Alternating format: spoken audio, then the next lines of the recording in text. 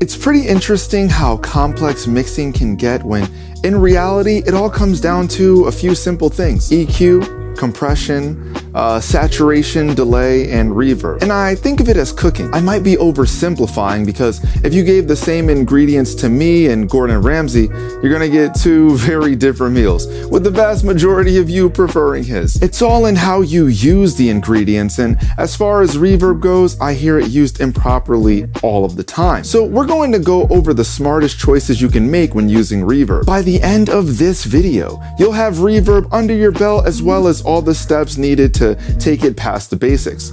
But I have a request. I want you to pay close attention and tell me at what step you would have stopped messing with this reverb and leave a comment about it. So what's happening, fam? Miami here with JST, and mastering any of the mixing elements can be tricky. I chose to start with reverb instead of delay because it seems a lot of you are having a delay in hitting that subscribe button, since half of you watching this video are not subscribed. Oh, you didn't think I knew? YouTube lets me know all that good stuff, and I'm glad to know that you know that I know. So get on board, and shout out to everyone that already has, because I can still hear the reverb from when you hit that notification bell.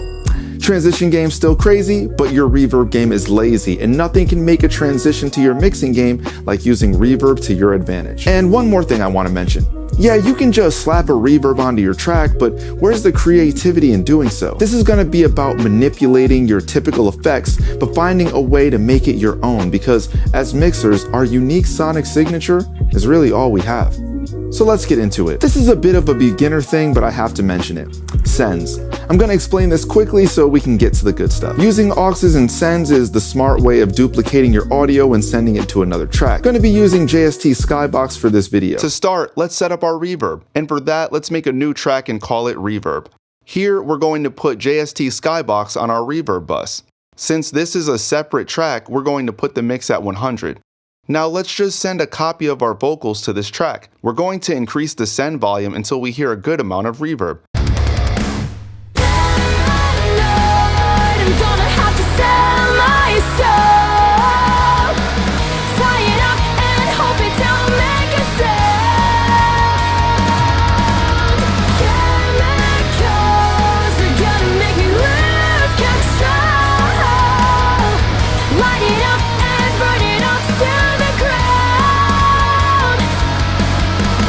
You can then turn the mix knob up on set effect all the way, and that channel will only have that effect without the original dry audio. When using reverb, you rarely want to just drag and drop it onto the original track, for quite a few reasons actually. One, because it's going to be affecting every effect before it. You know, let's say you have a delay on the same track right before the reverb. Well, now your delay will be going into the reverb, making it smear, and unless that's an effect that you desire, you'll want to avoid that. Second, because if you want to do effects specific to the reverb, you won't be able to do it without affecting the whole channel. Next step is picking the type of reverb you're going to be using. There's no one size fits all, and this can vary from song to song. If you want a specific breakdown of the 7 types of reverb explained, make sure to check out Joey's video on that, but we'll be focusing more on getting the most out of your reverb here. Let's play through this and find a reverb style that makes sense for the vocal and the song.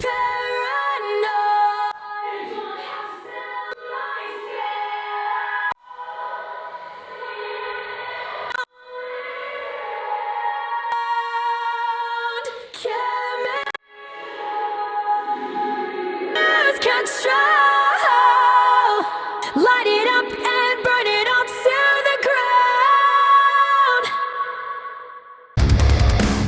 Paranoid, I'm gonna have to sell my soul.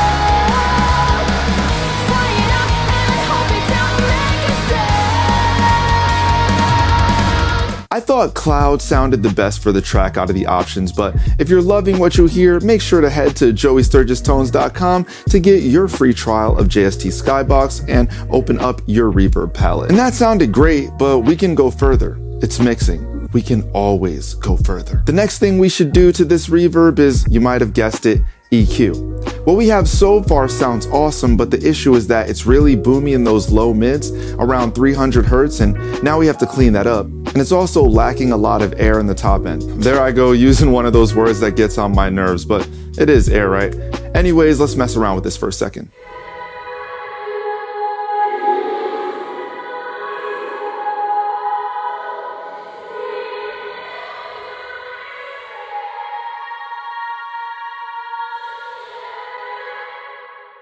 That cleans things up a bit. Let's put some highs back into the take. I'm going to make a small boost with a high shelf EQ somewhere around here.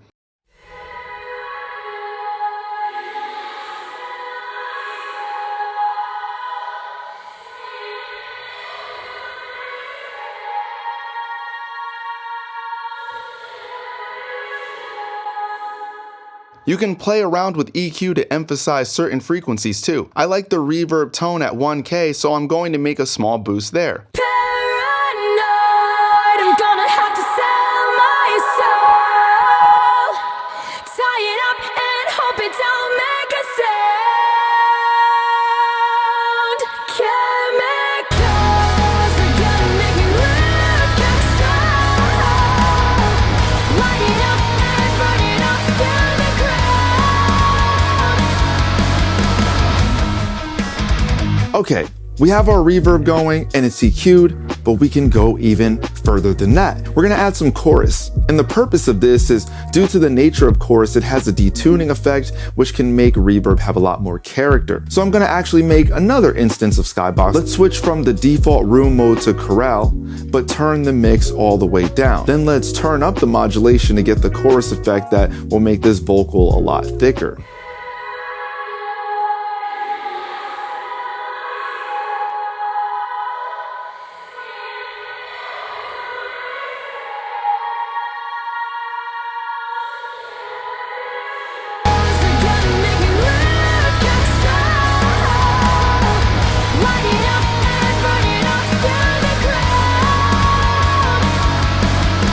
That's coming together in an amazing way, but what I'm missing now is our next step, width.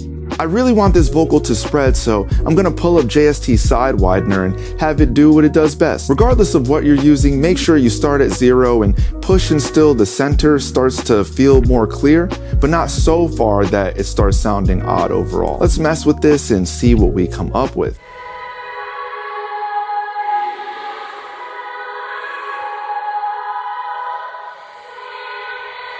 Make a sound. Chemicals are gonna make me lose control. Light it up and burn it up to the ground. A long ways from the effect that we started with, and the material we started with was absolutely phenomenal, so let's not act like that's not a thing. These concepts will also work with less than ideal tracks too. You know, reverb is and always has been an easy way to add character to something that's lacking, and we're going to push it another step because I feel like a madman and eventually I must be stopped. But not yet, my friends. We're gonna throw one last piece of character onto this. Shimmer. I love adding a higher octave to my reverbs, and luckily we have a neat little shimmer mode here, so let's mess with the decay to get it sounding right and then add the use of the mix knob to determine how much of it should be on the track.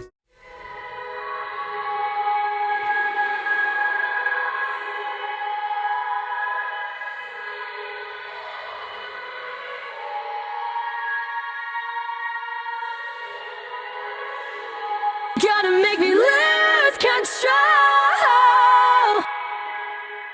Next, let's determine how much of this signal we want in our track. Paranoid, I'm gonna have to sell my soul. Tie it up and hope it don't make a sound. Chemicals are gonna make me lose control. Light it up and burn it up to the ground.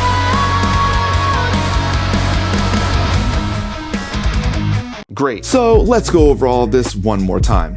We started with reverb, added some EQ, wanted to give it some character, so added chorus, then spread it out with a widener, and finally gave it a final touch with shimmer. Do you know how simple it is to just pull up the same reverb every time on every song, throw it on and not think twice about it? Extremely easy. That's what everybody's doing. The simpler mixing has been made with tools, the harder you have to search to hear something truly unique. So yes, some might say that's quite a bit of effects you're using on your reverb, that's overkill. But that same person has 2 compressors on their vocal track, another on their vocal bus with a limiter, which is also a compressor, another compressor on the master bus, followed by a limiter, and to that I say, how many effects do I need on my reverb? How much compression do you need on a mix? Have any of you ever taken it to this level just to get a desired effect? Did this change your thoughts on how far you can take an effect? At which point would you have stopped in this adventure? Leave it in the comments and we will chat about it like we always do. If you're an engineer on the come up, give this video a thumbs up. Don't forget to subscribe, you only have to do it one time, and tap that bell for notifications so when a video drops, you know the location. Till next time, I am out of here. Mic drop. Except as engineers we know, I'd never really drop this thing, because that get really expensive, even if it is a piece of sure. Later.